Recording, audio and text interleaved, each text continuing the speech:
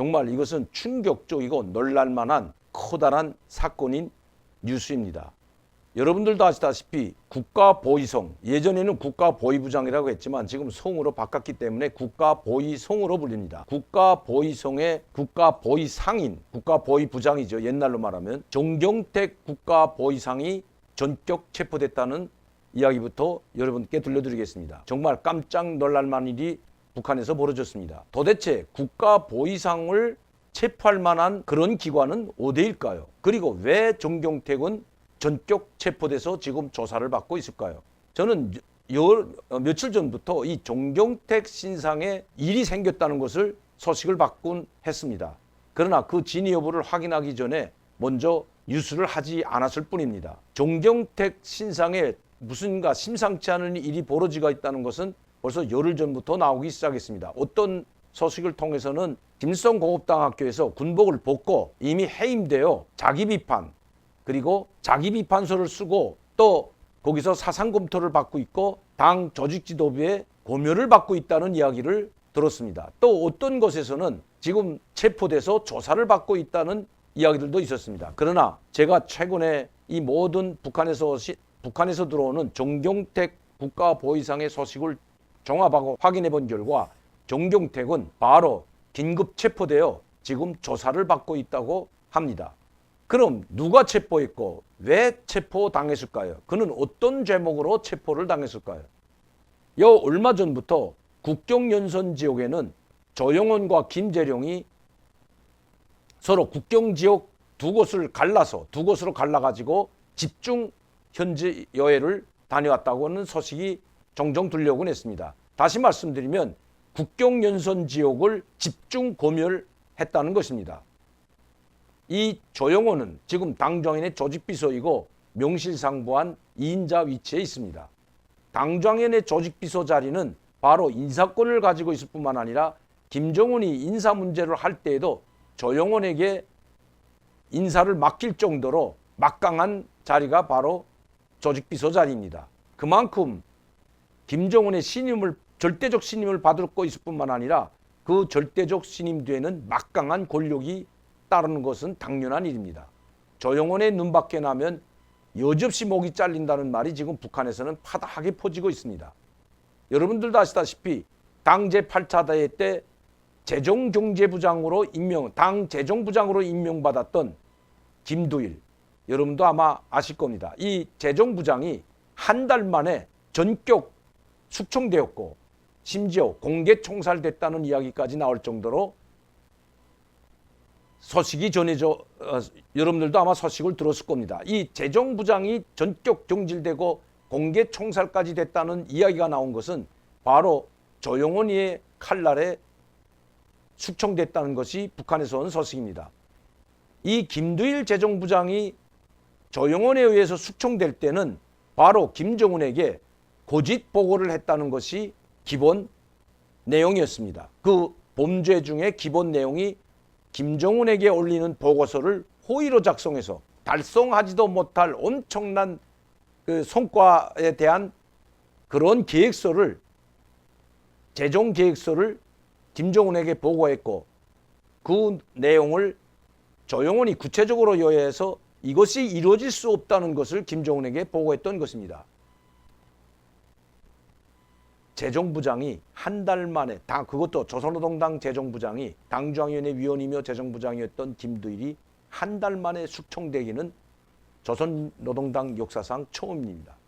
우리나라에서는 총리로 임명됐다가 하루 만에 낙마한 사람도 있지만 북한에서는 있을 수 없는 일이 벌어졌던 것입니다. 그만큼 조영원이 소슬푸른 칼을 휘두르고 있는 그것도 김정은이 권력을 그만큼 줬기 때문에 조영원 앞에서는 그 누구도 예가 되지 않는다는 것입니다. 이번에 정경택 보위상도 날아간 것은 바로 조영원의 칼에 날아갔다는 것입니다. 그럼 그의 죄목은 뭘까요?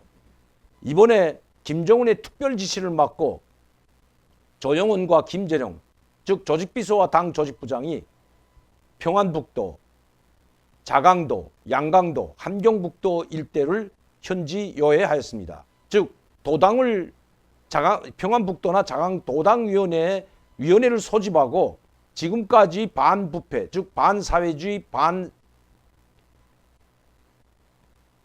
반사회주의와 비사회주의 그룹바들이 총동원돼서 지금 국경연선 지역을 검열하고 있고 사찰하고 있는데, 이 내용을 가지고 보고를 듣고 직접 현지에서 회의를 열고, 즉 도시군당 책임비서들 회의, 그리고 도시군 권력기관인 보위부와 안전부, 그리고 검찰서, 도시군 검찰서, 보위부, 안전부 관료들을 모아놓고 보고를 받았다는 것입니다. 그런데 이 도당 안전위원회는 이런 도보위부와 도안전부 그리고 도검찰서 수장들이 모두 참여하는데 도보위국장이 참여하지 않았다고 합니다.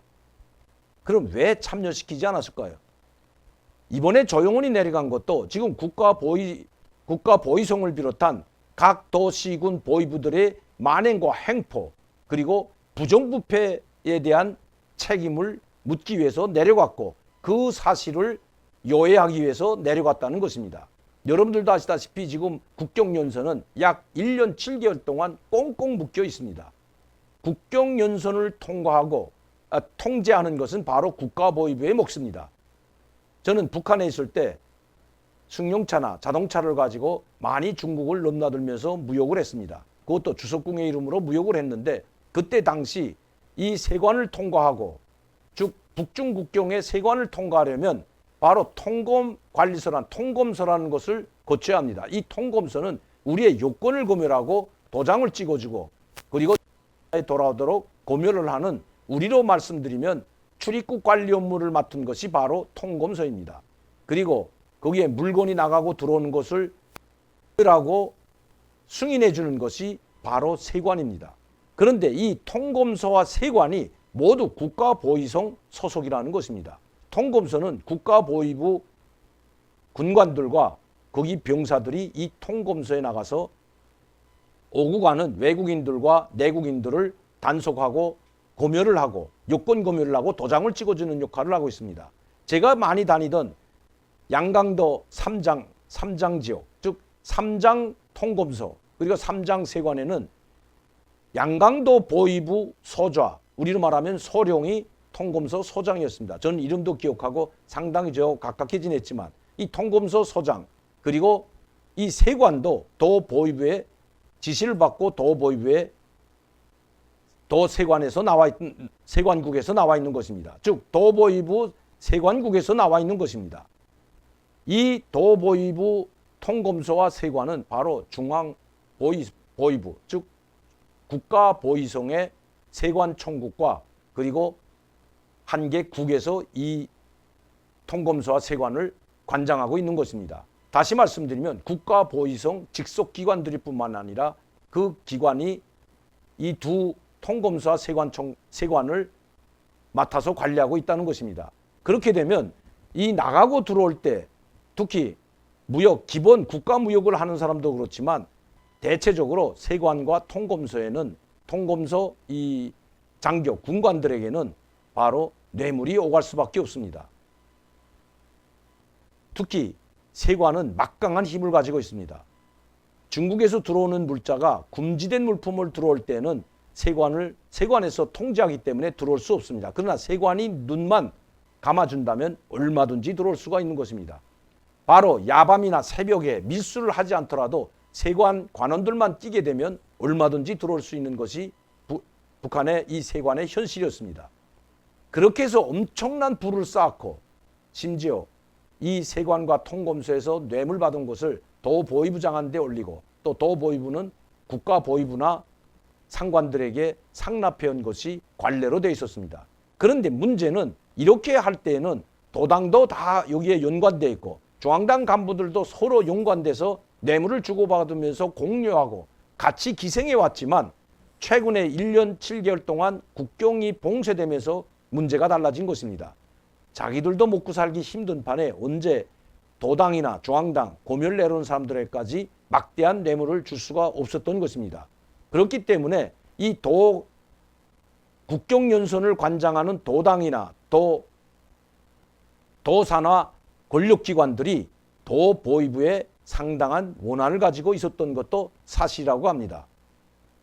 그도 그럴 것이 세관이 국경이 완전히 봉쇄되면서 물자를 싣고 오가던 무역 일꾼들이나 또 국내 친척 방문으로 오가던 국내 일반 서민들이나 또 중국 화교들, 북한에서 살고 있으면서 중국에 넘나들며 장사하고 있는 중국 화교들이 엄청나게 많은데 이 사람들이 한번 물건을 중국에 와서 물건을 사갈 때는 국가 무역기관보다 더 많은 물건을 사가지고 다녔습니다. 언젠가 제가 유튜브에서 이 중국 화교들이 하루에 얼마만의 양의 물건을 들여가는지 사진을 찍어서 올린 적이 있었습니다.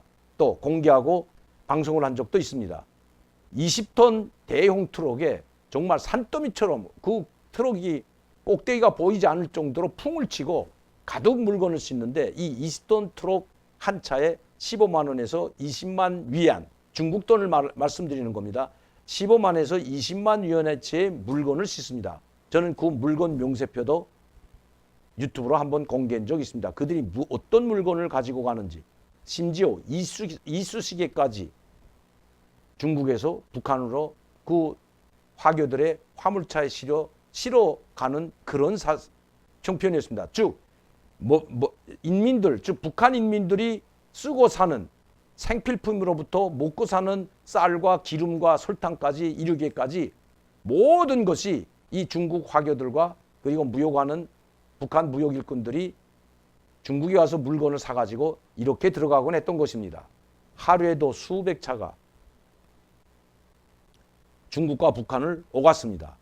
그런데 그렇게 수백 차가 들어갈 때 여러분들 한번 상상해 보시면 얼마나 많은 뇌물이 그리고 뇌물을 상납했는지 가히 짐작이 갈 겁니다. 한 차당 보통 중국 위안화 5천 원, 우리 돈으로는 100만 원 정도가 됩니다. 이 100만 원씩 매번 들어갈 때마다 상납했다는 것이 이 국경을 오가던 국경세관, 즉 북중세관을 오가던 사람들의 이야기입니다.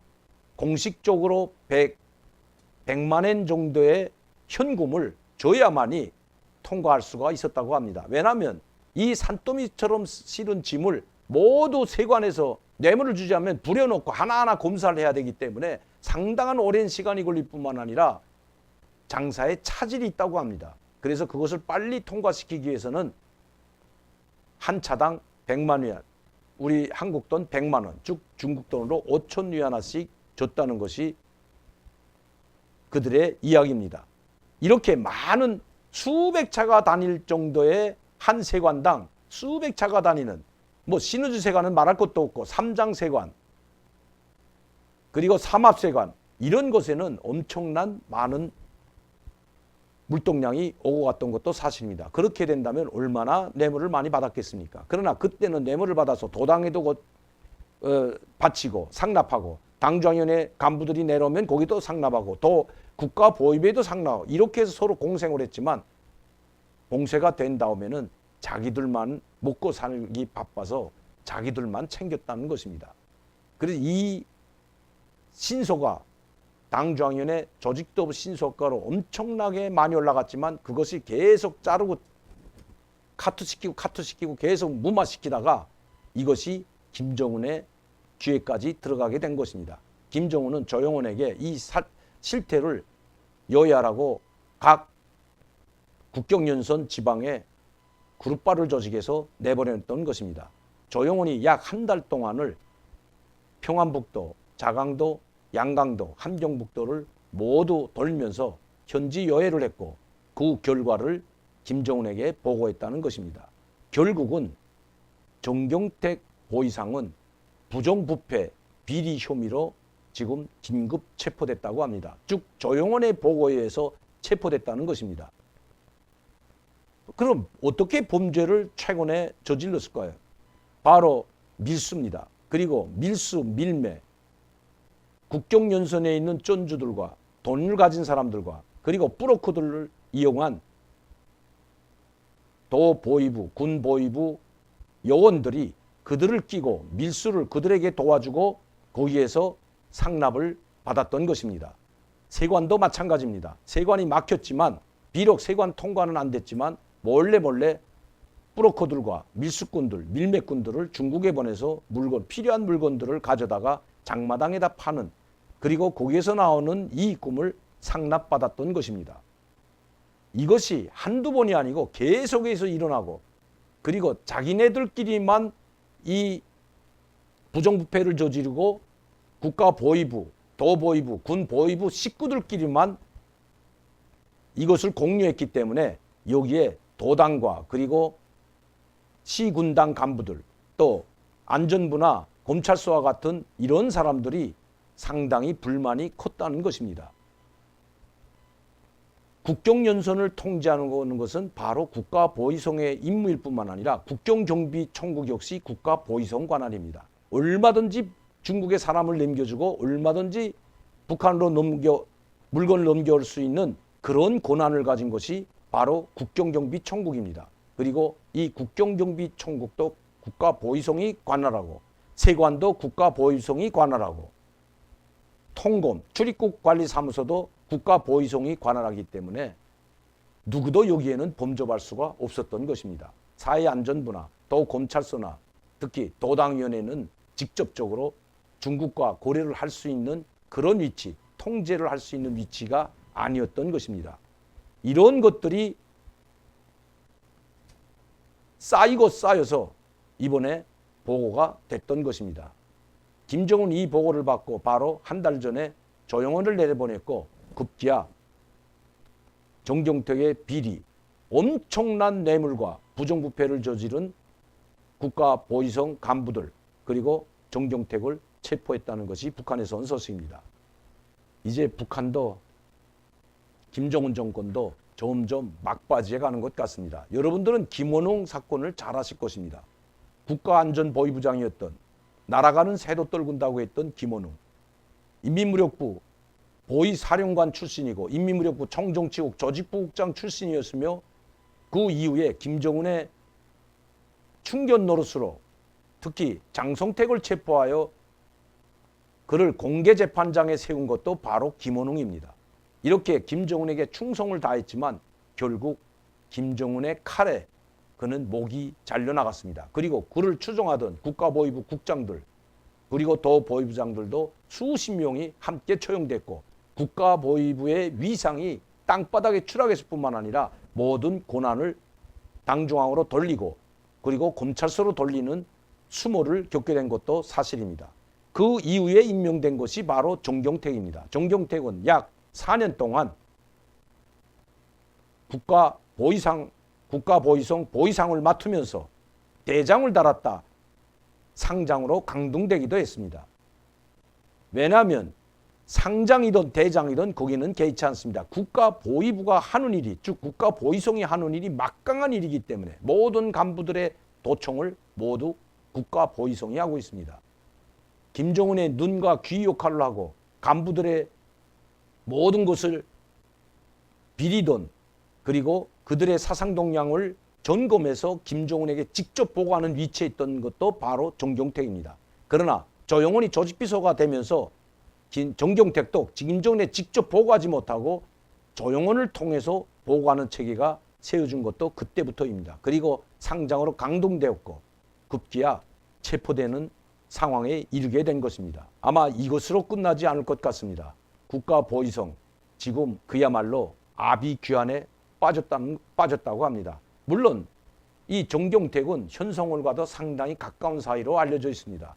정경택은 김원웅이 있을 당시 국가보위부 정치국장이었습니다. 조직부국장으로 있다 정치국장이 됐고, 그리고 김정은의 발탁으로 국가보위상이 된 사람입니다. 국가보위성 내에 정경택 인맥이 상당히 뿌리 깊다는 것입니다. 즉 국가보위부 조직부국장이면, 정치국 조직부국장이면 당 조직비서와 마찬가지로 인사권을 가지고 있는 자리이기 때문입니다. 아마 정경택이 체포되어 숙청되거나 아니면 총살된다면, 물론 공개 총살은 안 되더라도 김원웅처럼 소리 없이 총살이 된다면 정경택의 인맥이 있던 사람들도 모두 총살될 것은 불보듯 명백한 일입니다.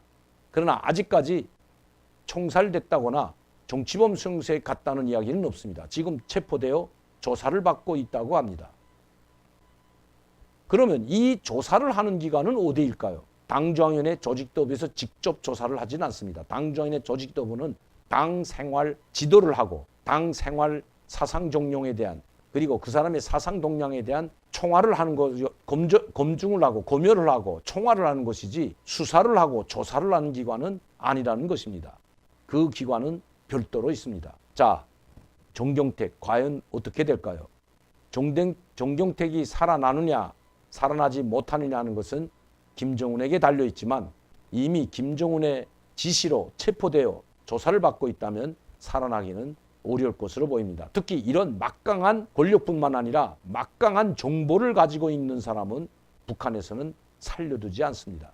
지금까지 국가보위부장을 지냈던 사람들이 단 한 명도 살아난 사람이 없습니다.